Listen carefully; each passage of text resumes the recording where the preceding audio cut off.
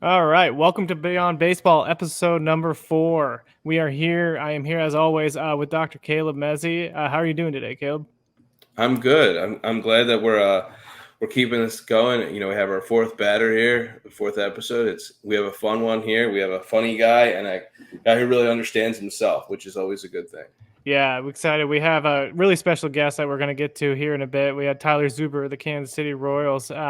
First, we want to touch on a couple of human side stories that happened in the last couple of weeks. The first is the minor league players joining the MLBPA and unionizing. I think this is something that's kind of been talked about for a while. The minor league baseball players have been have different organizations that have been advocating for this and trying to move forward. We saw a couple off seasons. Our last off season, MLB passed housing accommodations and changed the way that the players are housed. And I think this is kind of just another effort in order to move some of the way that the minor league baseball players are treated and things like that. Caleb, what thoughts do you have on it? Yeah, I mean, it's really interesting. As someone who always wanted to advocate for minor league and professional baseball players, I think that it's one of those things we never thought could happen. I think one of the things that is not talked about enough is how social media really made this come to be. Sadly, all the minor league players through different organizations, not just one, sharing what they had for dinner or lack of food that they had for dinner, where they have to stay, how many people are in the room, horrible conditions, and not just living but eating and all these things to kind of just expect to perform at this high level given little to no resources. I think social media kind of made it come to light. As you mentioned, there are several organizations that were advocating for different things and fighting for the rights of the players, but I personally didn't think this was going to happen. I'm glad it did. I'm glad that we're seeing this. It's one of the probably the greatest things that happened since COVID, since seeing these players go through COVID and really revealing what they have to go through. I think more eyeballs were there. And I think because of that, this was able to happen. Yeah, I think so I did an article earlier looking at the new housing rule that Major League Baseball put in place, and there's a lot of studies out there that show just in general having quality access to food and housing changes like your mental state and things like that, and both mentally and physically. We think about when you look at player development, if you're trying to develop players and you're trying to get them to that elite level, those things will play a huge role in their development. We could see changes like that. But the unionization, I think there's going to be a long-term effort to get a lot of the things in terms of pay like that done. But it's a good step forward to see. With that, we do want to dive in and talk a little bit about the interview as well that we had with Tyler Zuber of the Kansas City Royals. Caleb, what were some of your thoughts on that interview? Yeah, I mean, you guys will hear kind of what I pegged him as based off of his identity and his interests. I don't want to give that away, but I think in many ways he really understands who he is. He understands who he is on the mound, and a lot of that comes through his trials and tribulations, which we always talk about with guys. It's not like a shocking breakthrough, but just going from, I think what he talked about was high school, college, playing in the Cape, and then his training, whether it was in the gym using weighted balls, all the way to getting drafted as a 6th-round pick. So I think just understanding who he is there and then translating it to off the field, he just has a very firm understanding of what his, as he calls it, grounded roots are. And I think it's really interesting. It's something that sometimes we need. We need that simplification. We need to really just break down who we are and not overcomplicate things because of all these thoughts that are going through our head. He does a really good job of explaining what it's like to pitch. And I really liked hearing that because it can be a lonely place. And I think that if you know that, you know how to combat that as well. Yeah, I think the one thing I really love that he touched on too is how like a lot of his experiences have led to him building his foundation, and now he has that foundation he can kind of always go back to. Because I think when life gets crazy and you kind of get thrown all over the place, if you don't have that solid foundation that you can go back to and kind of rely on, it makes it a little bit more difficult to get through day to day. So that was the one thing I really loved that he talked about. The other thing was the baseball card collecting. I used to do that when I was a kid, and so to hear him kind of just dive into those stories that he has and getting to beat all these players in the major leagues and getting their autographs and kind of going off of that. I mean, that was just awesome to hear. And so, but we don't want to wait too much longer here. We're going to get you right into that interview. So here it is, the interview with Tyler Zuber. All right, welcome back, everybody. We're here in Beyond Baseball again. We have another amazing guest joining us today. We have Tyler Zuber from the Kansas City Royals. Tyler, welcome to the Beyond Baseball podcast. How are you doing today? Oh, just living the dream here in Arizona. Yeah, it's a hot place. At least it's getting a little cooler down there. Yeah. Uh, well, thanks for joining us today. We really appreciate it. So, on Beyond Baseball, we kind of focus on the human side and the human element of the game, and just kind of dive into the players behind the numbers. Kind of share your story through college baseball, getting to the professional level, kind of how you got to where you are today. So I went to Whitehall High School. Wasn't really sure kind of baseball was really going to be my thing. I'd always wanted to play baseball. My sophomore year of high school, I sucked. Like I couldn't throw strikes. I mean, I was facing if y'all are familiar with like the tier system, so like 7A being the biggest in Arkansas and 1A being like they might have 100 people from kindergarten to 12th grade. It's like they're pulling up sixth graders to play on the high school team. Like that's how small they are. So I'm facing like low level teams in sophomore, like 1A, 2A schools, and I'm struggling against them. And I'm like, man, I don't know if baseball is really my thing. And the guy that moved in behind me was like a professional or college. He pitched in college and then was like a manager at a gym. So he hooked me up with some gym memberships so I could go and work out, hooked me up with some workouts. And so I started doing that, started long tossing. All of a sudden my junior year dominated and pretty much like got to pitch every big game of the week. Got to do a couple of like big time showcases in Arkansas and then got some college attention and committed to Arkansas State. Went to Arkansas State for 4 years. My first 2 years had really good years. Kind of projected pretty high in the draft my junior year. Was the best way I'd describe it was more worried about who was in the stands than who was in the dugout at that point. And that kind of got me in a bind. And I sucked my junior year. Went and played summer ball in the Cape. Threw okay up there, but I kind of refound myself. Senior year, did some weighted balls, reinvented who I was as a pitcher, and then kind of climbed up some draft boards and ended up getting drafted in the 6th round. And then pro baseball was just kind of to me, I took it as being a senior sign, not a lot of money invested in me, not a lot of resources and whatnot invested in me. So it's kind of like, yeah, we like you and all, but like this guy that we paid $4 million to is like our main priority kind of deal. In which I understood that. I was like, you know what? Hey, like I'm here because I want to make a name for myself and I want to make it to the big leagues to say, just because you get drafted as a senior doesn't mean, you can't make it. So then I eventually, pitched well and went to the Dominican. It's kind of like my one last big test is like, hey, is this guy for real or is he not? Threw really well in the Dominican. Spring training happened. And then 2020, obviously COVID, I felt like I was on a rocket ship heading to the big leagues. I had a lot of momentum going, throwing well, healthy. And then COVID happened. I was like, man, I don't even know if I'm going to get to go to spring training 2.0 at this point. I don't even know if we're going to have a season. And then eventually, made it to the big leagues. And then, now we're here rehabbing in Arizona. That's awesome. And it sounds like on your journey kind of to the big leagues, there's a lot of moments of adversity. What were some of the kind of the tools and tips and tricks that you had that kind of help you get through some of those moments of adversity? I think you talked about going from high school and just not being someone, then all of a sudden kind of being this name and then having to transition to college where it was a little bit more competitive. Were there some things that you did to kind of help you get through those moments of adversity? Um, I guess going into college, I I tried to take the whole concept of like God put you on this earth and he gave you two ears and one mouth. So if that kind of like common sense wise, you listen more than you speak. And being a freshman, um, it's kind of like you walk into the room, you don't know anything, you sit down in your corner and you shut up, you listen. You let the sophomores, juniors, and seniors do all the talking.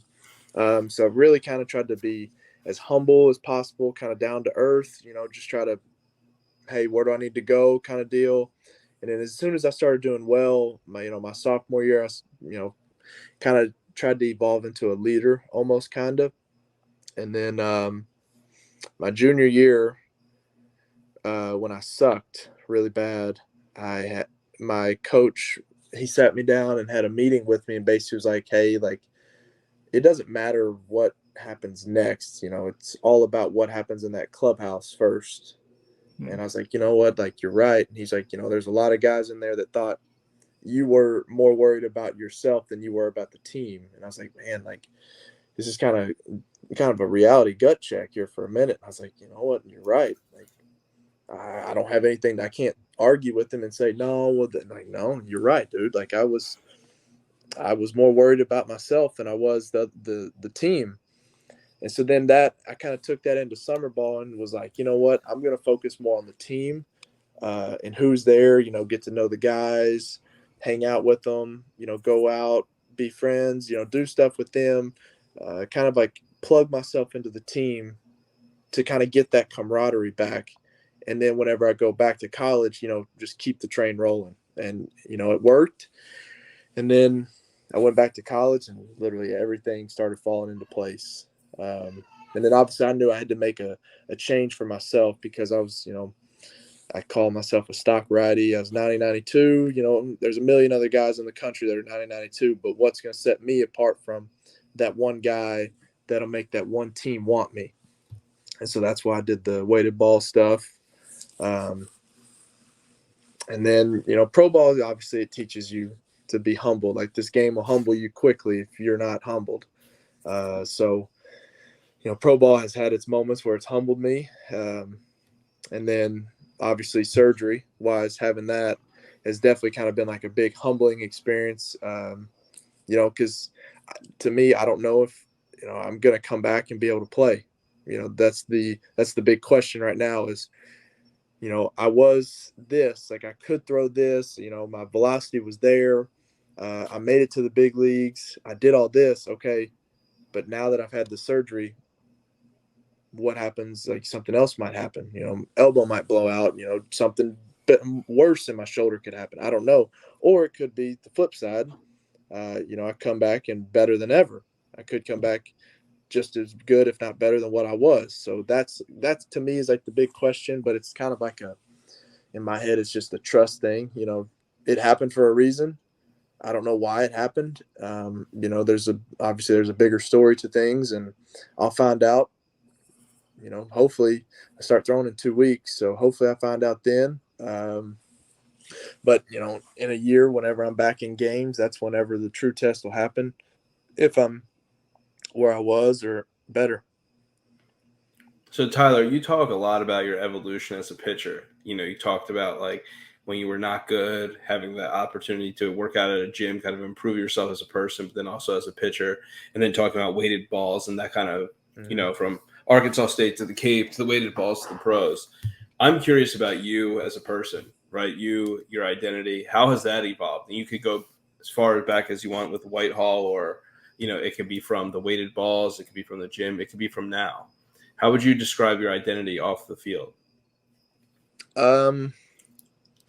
Off the field wise, in high school, it was more of a homebody kind of. I'm just going to do my work because I had a goal in mind. I was real goal driven. So my goal at first was to play professional baseball.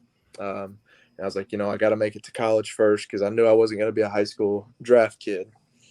And then, so it's kind of like a homebody, never really left, didn't really have the urge to like want to. And then I got to college and I got to experience freedom. Obviously every college kid does the college parties and all that stuff. So it's like, man, like, and this kind of like, this is fun. Like, I get to go out and if I don't want to do homework tonight, I can. So it's like, then it got to me, like, you know what? Like, and I make this joke all the time that you signed to play baseball, not school. But to be honest, like,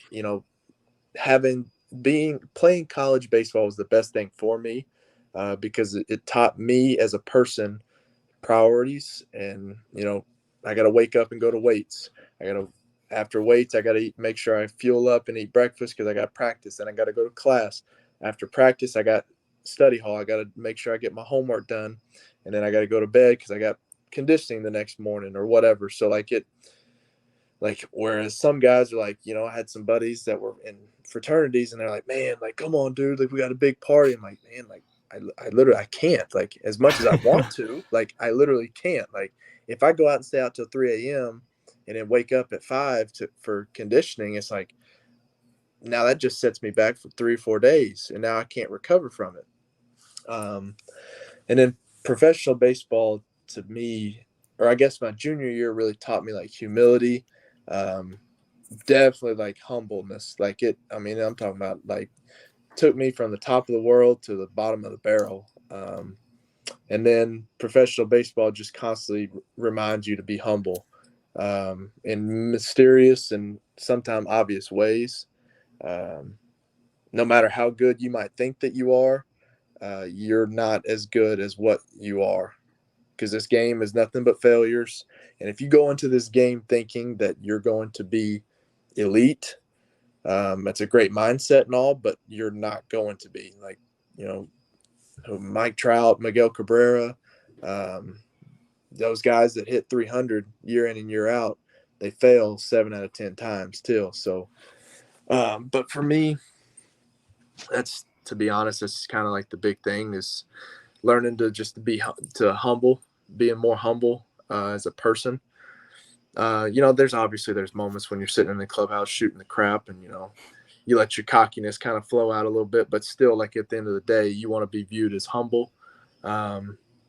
You have to have a sense of arrogantness about you, but it's more of like confident than it is arrogance, because there's like a huge difference in that to me. You have to toe that line. So here's some of the stuff I'm hearing. One, it's very interesting to hear about your college life, just because I don't know if you knew this. I'm a college professor. So hearing that stuff makes me laugh because I know those students. And I know the other students too. Right. But I do appreciate it because I'm not that far removed. But when you talk about the coach incident with you and your coach talking about you worried about yourself, it reminds me of what you just talked about with this, like, towing the line of arrogance, but also this confidence and not being super cocky, but also having an understanding of who you are. He was saying you're worried about yourself, but at the same time, when you're a pitcher, you are kind of alone. You're standing on the mound with a ball in your hand. And at that very moment, when you still have the ball, you're worried about yourself. And then once you let go of the ball, that's kind of when you can worry about the team and all that stuff. But I think a lot of that stems from you being a homebody. Because as you define yourself, I'm not calling you names here, but I think because you're alone with yourself a lot. So when you're alone with yourself, you tend to worry about yourself. Right. And like, I've had a lot of teammates and a lot of like older veteran guys say, when things aren't going well, the loneliest place is the mound, because there's no one out there to help you. You play shortstop. You can lean over and talk to the third baseman. You can put your glove up to your mouth and say something to the second baseman. So like, you're not alone. Or you go into the dugout and now you're there, like with your boys. But whenever you're a pitcher and things aren't going well, and you're giving up 2 or 3 runs, it's like, there ain't a soul out here to help me. I mean, it is me against the world at this point, and that's where you can get spiraling downwards mentally on that. So that's kind of like where you have to stay grounded and really and truly focus on like next pitch kind of stuff. But whenever my coach in college told me that was kind of like a huge gut check for me, because I needed it at the time, because I was a cocky kid at that time. I just coming off a great freshman and sophomore year, and it's like, oh, I'm gonna get drafted. Like, I'm gonna be the highest draft kid in ASU history. Like, I'm gonna make so much money. I'm gonna be way better than anybody here. Like, ain't nobody here gonna be like. And when I look at it and I look back at my stats from the fall, and I'm like, I had a awful fall. Like, why in the world was I ever even thinking I was that?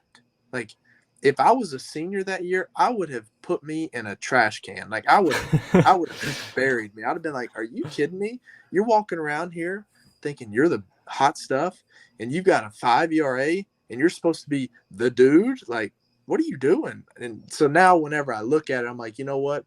That experience there helped me as a pitcher, and it also helped me as a person, because I'm like, you know what? No matter how good you might think that you are, or how confident or like on top of the world you might think you are, there's always someone better. There's always something that will humble you down to the dirt and make you realize you are not as good and you are not as big as what you might think that you are. Yeah, perspective. I mean, I think it's huge from what you're talking about. So we talked about your identity. The other thing I want to throw in here is interest. I mean, you and I share an interest. We kind of talked about this in the beginning of the small chatter before, but how have your interests changed? Because I think a lot of your identity was wrapped into baseball, even though you didn't describe it, but you also kind of knew who you were. But what were you doing outside of baseball? What were you interested in outside of baseball? I got started on hunting and fishing when I was really young. So my dad would take me hunting and fishing all the time.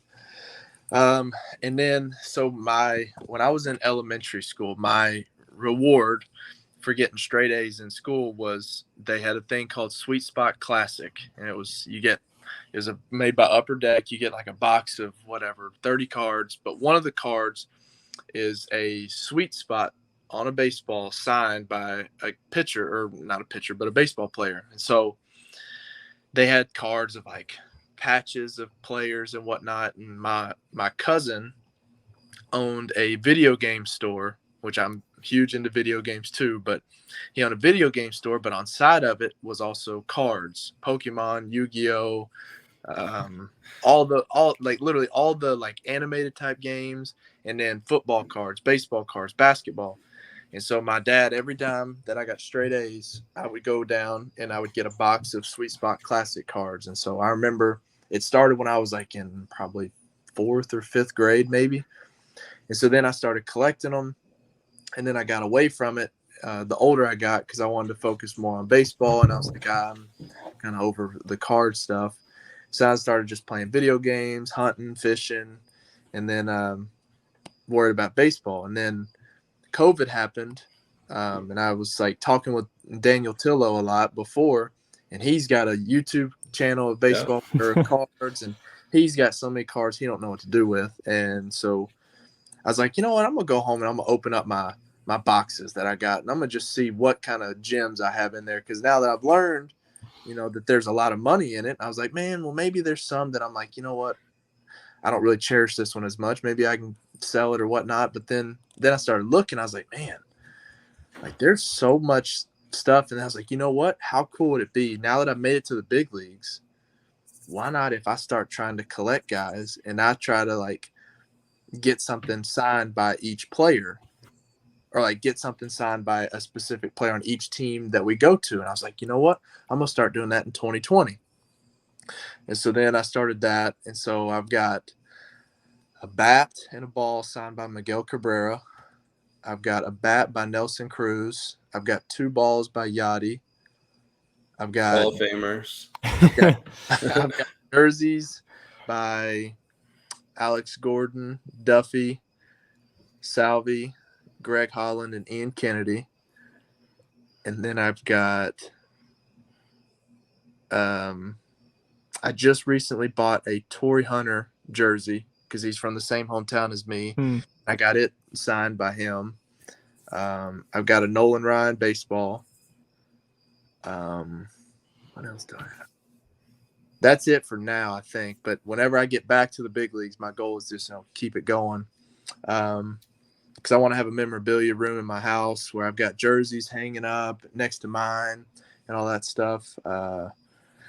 So now, like, I don't buy cards now, so to say. More or less now, I try to find a player on each team that we go to, and if we go like Chicago, for instance, we go there 4 times in 2 months. I'll pick a different guy each time. Like that's my new goal now. Is like, all right, I'm gonna pick a new guy each trip. Send them a message or holler at one of the clubbies and say, hey, can you run this over and see if they can? And so like for me, like I can go out and buy a Salvador Perez signed jersey. But what makes it better for me, like cooler for me, is for him to write to Tyler. Yeah. Like he doesn't like a huge message on it, but just for him to say to Tyler, and then here's, Saint Salvador Perez 13. I'm like, you know what, that to me makes it so much cooler, because now whenever my kids are grandkids or somebody ask, and they're like, "Hey, man, like it says Salvador Perez." Yeah, like he personalized it to me. Like it says to Tyler Salvador Perez. So like it just kind of means a little bit more to me having it that way. You know what's interesting? Like, so this is what I do with my students, and I've done it with baseball players before. I love finding like the categorical themes in terms of what you do on the field, the way you are as a person, and then blending your identity with your interests. And like for you, you're a hunter, man. Like you love hunting, you love fishing. It's the same thing as hunting. You're a pitcher, so you hunt after hitter. Like that's all you do is hunt. And this thing with the cards and getting in-person autographs, you're hunting for the chase because you want to meet the player. I mean, you've met these players, but you want to meet them, have that camaraderie, have that rapport, get the autograph. But it's not just about like the signature because you could just ask somebody for that. It's like that whole personalization. It's like you're hunting for this stuff. Yeah, I mean that's you could say. I guess you could honestly say. Now, I haven't ever thought about it like that, but yeah, like hunting is my identity. And it started That's it. like 8 years old, I think, 9 years old. I know it's brilliant in a way. So you have to tell us about Mike Honcho. So all my buddies growing up, it would like we all, made our or PlayStation accounts, Xbox accounts, and we'd all hop on and play Call of Duty together. And so I would make all these like baseball, like one of them was like baseball shocks because I like Nike shocks and I like baseball. So I was like, oh, that's not creative. Like when I'm 21 years old and I might be still playing video games. Like, what's your gamer tag? Oh, baseball shocks. I'm like, weirdo.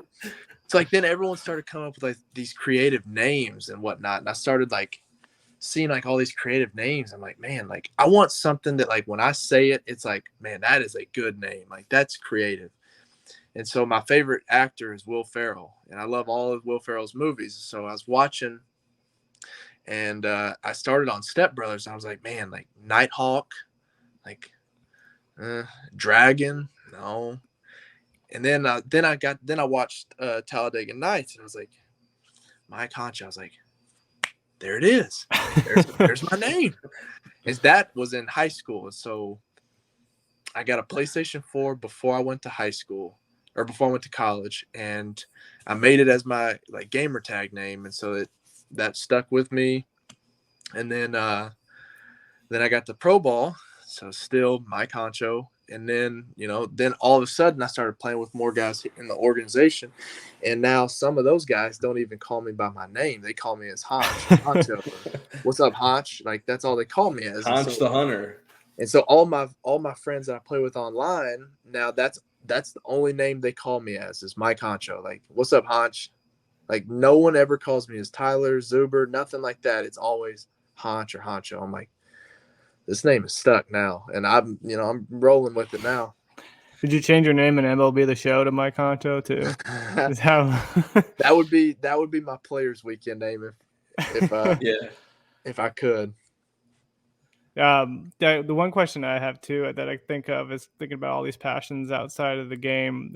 You talked about having the jerseys hanging up on the wall with yours. What was that moment like when you got to experience like getting your own baseball card for the first time, seeing like your name and your face and your picture on a card, and then I know you had some with your signature on there as well. How cool was that experience? It was pretty cool. Growing up, obviously you're collecting cards or whatnot. And then now all of a sudden, whenever I got a text from my agent that said, hey, Topps is making a card of you, and I'm like, yeah, okay, whatever. And then all of a sudden, like I got to sign them, and I'm like, that is me. Like there's going to be some kid wherever he is that opens up this box of cards and he sees me and he's like, and maybe even like a message that says, hey man, I just got your card or whatever. And I'm like, this is like a real deal. Like this has just happened. Yeah. And then it got going in my head. I'm like, man, what if that kid wants to send it to me? He's like, man, I want you to have it. I'm like, then what do I say? Like, do I say, yeah, send it to me, please? I'm like, you know what? I remember when I was a kid, how happy I was to get a card. I'm like, you know what? Keep that card. Because I can only imagine that whatever it might have been, it might have just been just buying a pack of cards because he earned $5 for doing his chores, or it could have been like a reward or something like, hey, here's for your straight A's, you get this box of cards. And so now the happiness that he got, because he may have got like a signed card by me, is like, you know what, that's pretty cool. So I'm like, you know what, I want you to keep it, kid. Like, I don't want that. Like, it's not going to bring me as much joy as it did you, because I've been in your shoes and I've been the kid opening up that box of cards. There's so many layers here. Like I have a neighbor who found out I was in the cards, and now we like exchange cards. But like he'll go to a Phillies game and someone will throw him a ball, or some guy will look at him and just be like, I see you, kid. And then he's like, Dad, who's that? And then they go home, they look on eBay, and they buy the card. So there's like that other side of it that you don't even think about. It's like maybe he didn't know who you were, but now he does because you paid 4 seconds of attention to him. Mm-hmm. And now he wants to buy your card to have that memory forever. So it's like usually they get the card, now they go seek out the player, but there's the other reverse there. Right. Yeah. No, and I like me being like a senior sign. So I never had a card whenever I first got drafted, but all those first rounders and big time prospects, they all had them. And so, we walked by the card row, and there'd be, people there wanting people to sign autographs and whatnot. And I'm over there just like, please, dear God, just say sign. Like, will you please sign? Like, I'm begging. Like, I'm like, you want me? Okay, all right, whatever. Like, I'm like, come on, man. Like, someone just ask. And so, like, I always told myself I was never going to shy anyone away, because I remember when I first got drafted, no one wanted my autograph. And I was like, you know what? Like, now people do. And I'm like, you know what? I longed for that effort, for someone just to say, hey, will you sign this ball for me? I'm like, you know what? Yes, I will do that gladly. So that to me is kind of like, I don't think I'll ever shy anyone away for signing. Now, obviously, if there's a million kids and I have to go to the bullpen or something, it's like, okay, let's maybe after the game.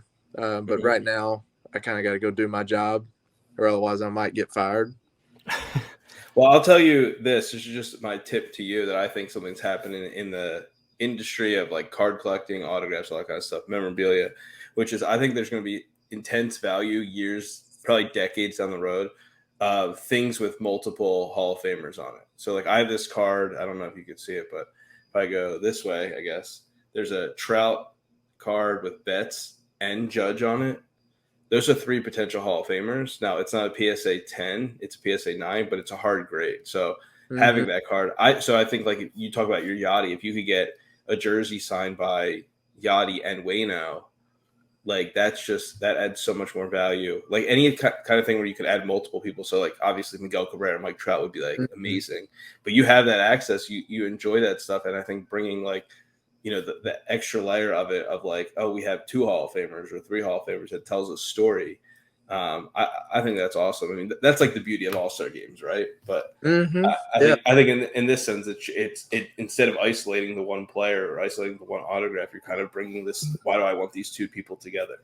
So like Salvador Perez and Johnny Bench would be like an insane combo, because he broke his record for catchers for home runs.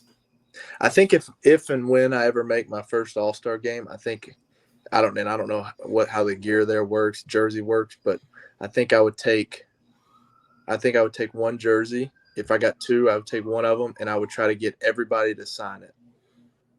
Like get everyone from the AL to sign one side, everyone from the NL so cool. the other. And so now, like, I can say in 20 whatever, my first All-Star game, I got this many. Like, these are the autographs I got. So. That's awesome. Just as we're hitting about the 30-minute mark and start to wrap up, I guess the one question we always kind of try to leave guests with is, what kind of advice would you have for other players coming into baseball, trying to find their identity outside of the game, and just trying to find their way and navigate their way through professional baseball? What would be like the one thing that you'd give them as a piece of advice? Be humble, be grounded, and listen more than you talk. I'd say those are kind of wraps everything up and kind of like creates a solid foundation. Obviously you listen more, but like you're not believing everything. Take bits and pieces of it. But listen before you talk, and then obviously stay grounded. Like stay where you are. Don't try to worry about how Joe Bob's doing in a level above you. You can only control what you can control. So that, and then just being humble. because this sport will find its way to punish you in ways that you have no idea. Oh, that's awesome, Tyler. And we can't thank you enough for taking the time to join us. It's awesome to hear your story, kind of how you've grown over the years and just became the person that you are, and just how you're trying to give back through the fans with autographs and all those kind of things. And we can't thank you enough, and we wish you the best of luck through all the rehab process and as you make your way back. Yeah, I appreciate it. Thank you guys for having me on.